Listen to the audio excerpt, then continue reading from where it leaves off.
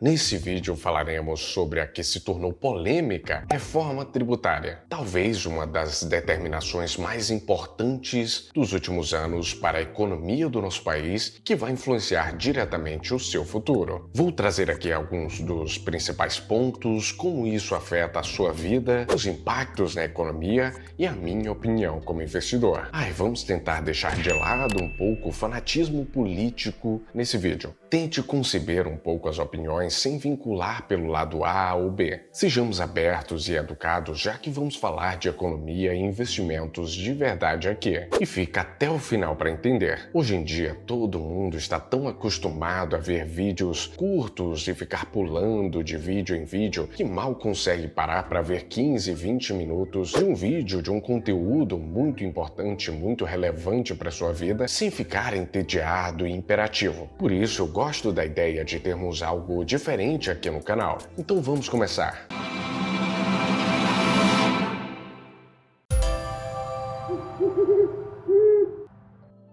A primeira coisa que vale ser pontuada é que sim, era necessária uma reforma tributária no Brasil. O sistema tributário brasileiro é conhecido em todo o mundo por ser o mais complexo de todos. E isso é uma dor de todo brasileiro. Seja ele dono de empresa, seja ele funcionário privado, funcionário público, autônomo, isso é um consenso. Acho que são poucos os brasileiros que acham que o sistema tributário brasileiro é uma maravilha. Eu lembro, inclusive, quando eu era jovem, estava tentando entender sobre como montar uma empresa em si, buscando entender melhor sobre esse assunto de desenvolver um negócio. E eu já investia na bolsa de valores na época. Eu também entendi o basicão ali do imposto de renda. Eu comprei um livro de contabilidade quando eu descobri que tinham tantos tributos diferentes para tantas atividades diferentes, eu quase não acreditei. E a primeira coisa que veio na minha mente foi por que eles simplesmente não pegam tudo isso e juntam em uma coisa só. E posteriormente, investindo ali no exterior,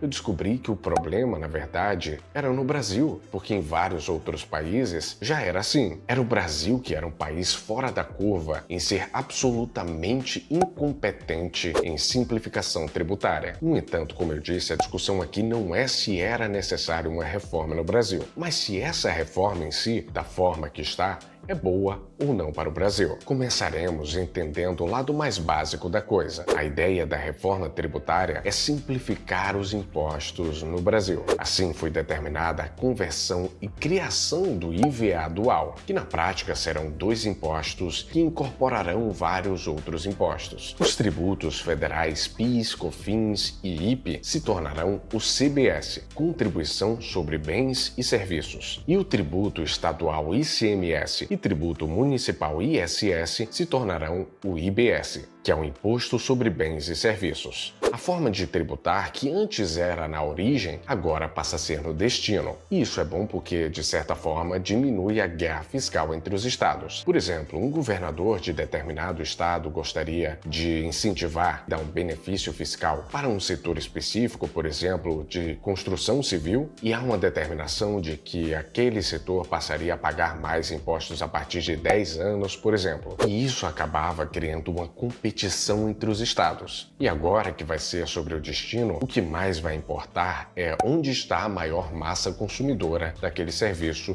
ou produto. Mas isso não ocorrerá uniformemente com todos os impostos. Lembra que eu disse que a ideia da reforma é simplificar os impostos, não é? Bom, simplificar, infelizmente, não quer dizer diminuir. Afinal, ultimamente, uma das maiores preocupações com o novo governo por parte dos economistas é justamente o aumento excessivo de gastos. E se há um aumento excessivo de gastos, esses valores vão ter que vir de algum lugar. O que deve vir não do rebalanceamento de impostos, mas de uma carga progressiva, mas que ainda está muito indefinida. Vamos entender então algumas das principais determinações. Houve a criação ou intensificação do imposto seletivo, que seria um imposto maior sobre produtos nocivos, como por exemplo cigarro e álcool. E isso parte da ideia de que o imposto excessivamente alto desestimula o consumo, e o Estado busca desestimular o consumo de determinados produtos como bebidas alcoólicas econômicas e cigarro, os quais podem prejudicar a população. Mas por que intensificação? Isso porque esses produtos especificamente já têm impostos altíssimos no Brasil, que ultrapassam 50%, 70%. Então, a que patamar esse imposto pode vir a chegar?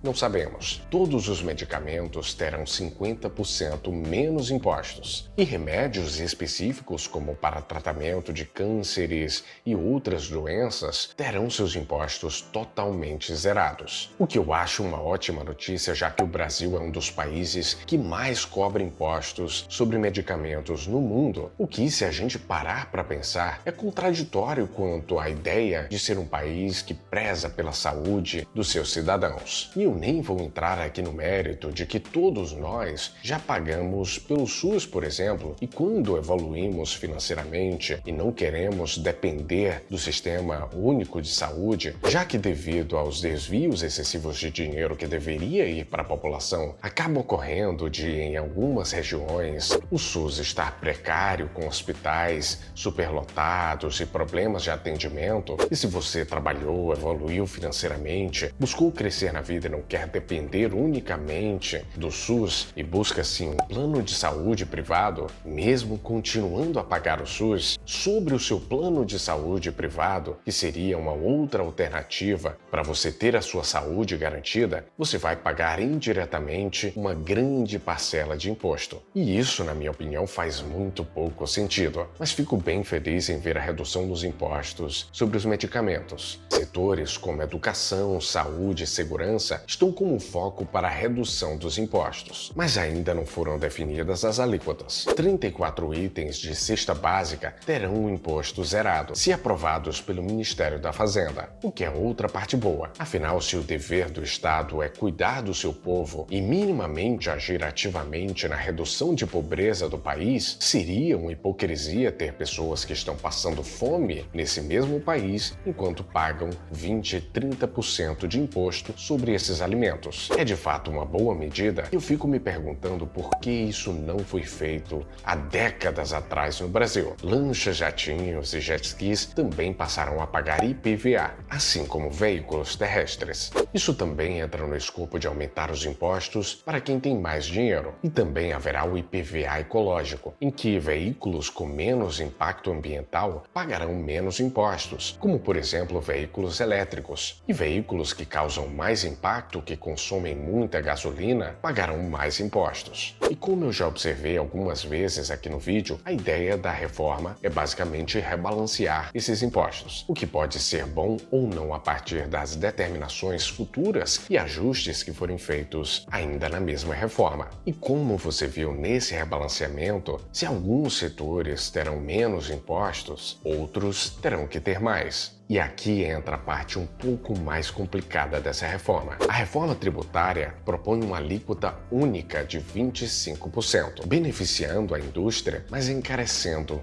o setor de serviços, que é um dos setores mais importantes da economia brasileira. O setor de serviços vai ficar mais caro, com uma alíquota 3 vezes maior do que de alguns setores. Além disso, outros produtos, obviamente, terão aumentos de impostos. O imposto sobre herança, o ITCMD, que é um imposto que a família paga sobre o patrimônio de um ente querido que faleceu e que é um imposto um pouco polêmico no Brasil, pode ter alíquotas maiores dependendo do volume, do tamanho da herança. Ou seja, trazendo um exemplo hipotético aqui, se a herança for de algumas centenas de milhares de reais, o imposto seria, a partir de agora, por exemplo, 8%, enquanto se a herança for de alguns milhões de reais, o imposto poderia chegar a 12%, 15%. Um exemplo hipotético, não valores reais. E com essa reforma também haverá concentração da arrecadação na União, o que pode criar uma disparidade entre o que é arrecadado e o que é reinvestido nos estados. Também havendo a criação do Conselho Federativo, formado por 27 governadores e 27 prefeitos das capitais. E a ideia seria também o membro da União com um mandato de 2 anos, e cada membro teria direito a um voto, independente do tamanho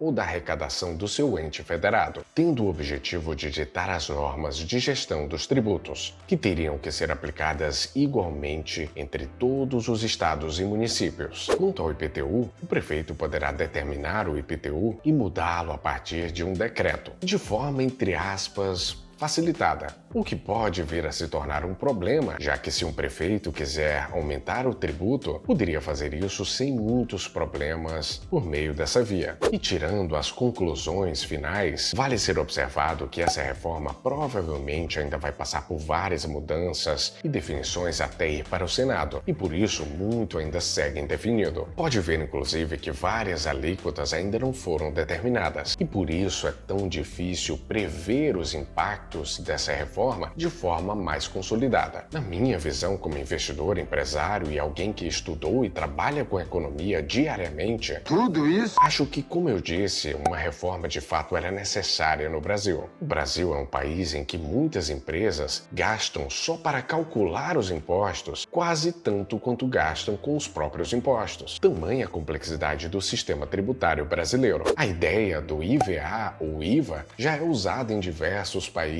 mundo afora, mas a forma que isso vai ser determinado realmente no Brasil continua sendo uma preocupação para mim. É um fato que a reforma foi aprovada de forma muito rápida, com o texto final sendo analisado em pouquíssimo tempo na Câmara. E por mais que eu ache que sim, isso era uma pendência de décadas no Brasil, algo tão importante que impacta tantos setores na economia e que impacta diretamente a vida de tantas pessoas, não deveria ser feito de forma tão abrupta, principalmente considerando o período de transição dessa determinação de 8 anos com implementação gradual. De todo modo, eu acho que a reforma tem partes positivas, como a redução dos impostos sobre os medicamentos, a isenção de impostos sobre produtos da cesta básica, mas que ainda tem tantas indefinições que eu fico um pouco preocupado com as perspectivas que podem ser vislumbradas a partir daqui. E quanto à parte que, ao meu ver, não foi boa, preciso dizer que essa determinação do IPTU pelos prefeitos, da forma que está, é quase absurda e dificilmente vai passar dessa forma. E eu, sinceramente, não vejo com bons olhos o aumento tão considerável no setor de serviços, que é o setor que mais emprega no Brasil. Segundo o IBGE 2021, mais de 62 milhões de pessoas, 30% da população brasileira, trabalha no setor de serviços. E dentro do setor, o segmento que mais emprega é o setor de comércio, mas que se expande em muito mais facetas, e esse mesmo setor arcará com um aumento previsto de 480 bilhões de reais por ano em impostos. Além disso, a agropecuária também terá que pagar mais impostos, com um aumento estimado de 20 bilhões de reais por ano. Então esse encarecimento nos serviços deve prejudicar o setor e preocupar muita gente no ramo. Mas quanto ao setor da indústria, deve se beneficiar. De todo modo, eu devo destacar que o Brasil é um dos países que mais cobra impostos e menos entrega no mundo. O brasileiro tem uma fixação por coisas gratuitas, mas às vezes esquece que nada é grátis. O horário eleitoral gratuito custa 1 bilhão de reais por ano. A universidade pública gratuita custa 20 bilhões de reais por ano. A educação básica gratuita custa 100 bilhões de reais por ano. A saúde pública gratuita custa 160 bilhões por ano.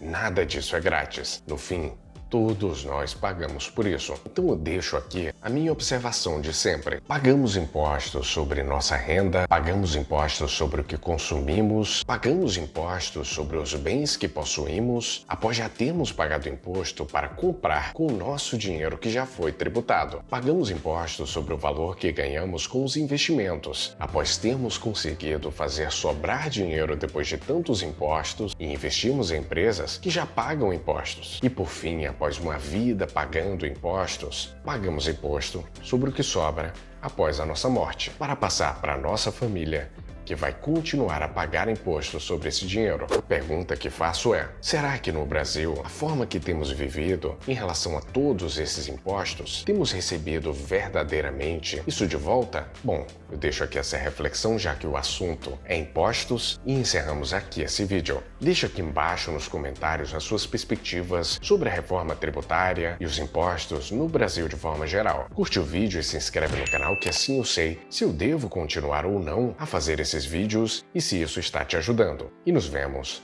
no próximo vídeo.